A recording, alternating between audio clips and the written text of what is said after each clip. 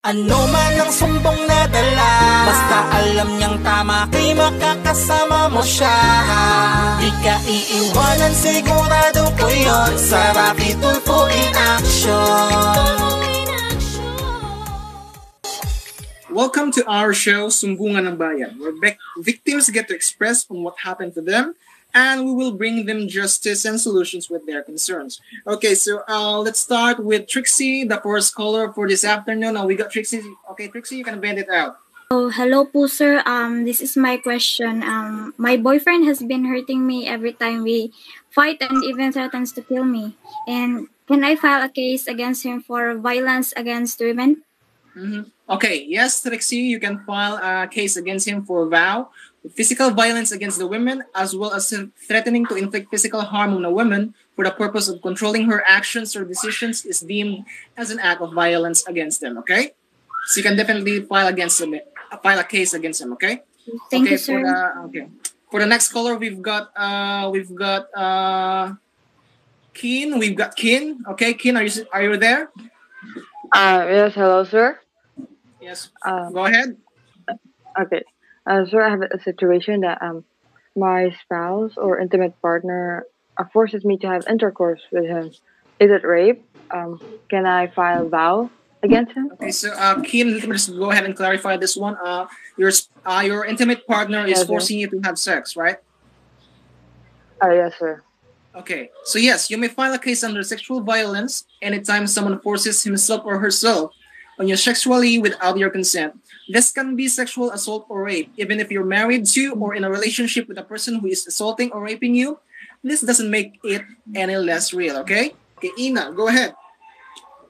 I have a question since my experience traumatized me.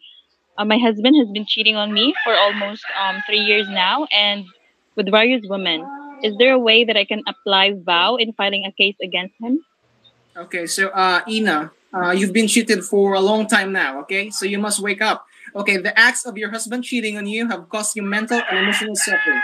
Such acts may be a ground for the filing of a vow case for psychological violence. Okay, Ina? Do we get that? Yes, sir. Thank you.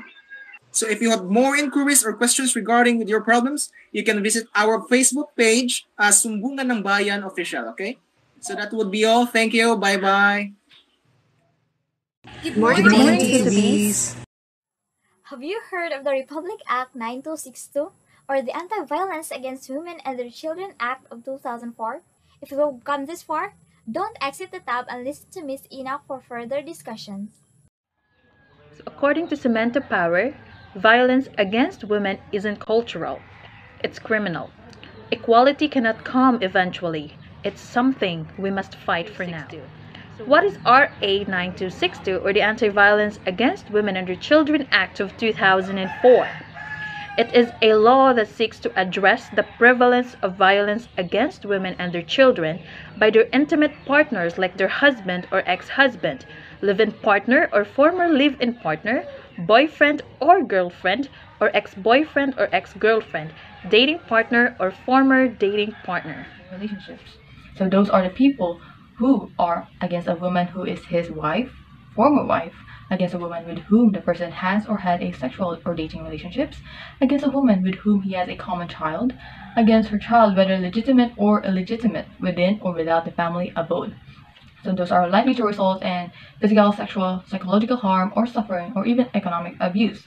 So now let's hear from Oliver that will elucidate the acts of violence which are under RA 9262. So we've got our topic right here. We've got different types of violence. The person protected by the Republic Act 9262, and we've got frequently asked questions related to privacy. And what are the acts of violence which are under Republic Act 9262, we may ask. Republic Act 9262 covers several acts of violence which are physical violence, we've got sexual violence, we've got psychological violence, and we've got economic abuse. First, we have the most common one. We have the physical violence. These are acts that include bodily or physical harm. It is not only inflicted, but it could be a cause, threat, or even an attempt. to the woman or her child. Next, we have sexual violence. These are acts which are sexual in nature committed against a woman or her child. That includes marital rape, this includes child abuse, sexual assault, and the like. Next, we have the psychological violence. These are acts that cause harm to a person's mental health. Lastly, we have the economic abuse. These are situations wherein it can actually affect the financial capability of the woman and their child. It can make or attempt to make a woman financially dependent on her abuser. At this juncture, let us talk about the following people protected by RA 9260. Well, as you can read on the slide, the law actually recognizes the unequal relations between a man and a woman in an abusive relationship where the woman is usually at a disadvantage. Okay, so here are the following people protected by the law. First, the wife, of course. Second, the former wife. Third, a woman with whom the offender has or had sexual relations with. Now let us go over the 4 frequently asked questions regarding this matter. So for the first question, we have here, is vowsy committed by men alone? Well, the answer is no. Women can also be liable under the law. For our second question, we have here, what can women and children do under the Republic Act of 1960? Well, under the law, the offended party may file a criminal action or apply for a protection order, either as an independent action or as an incident, civil or criminal action and other remedies.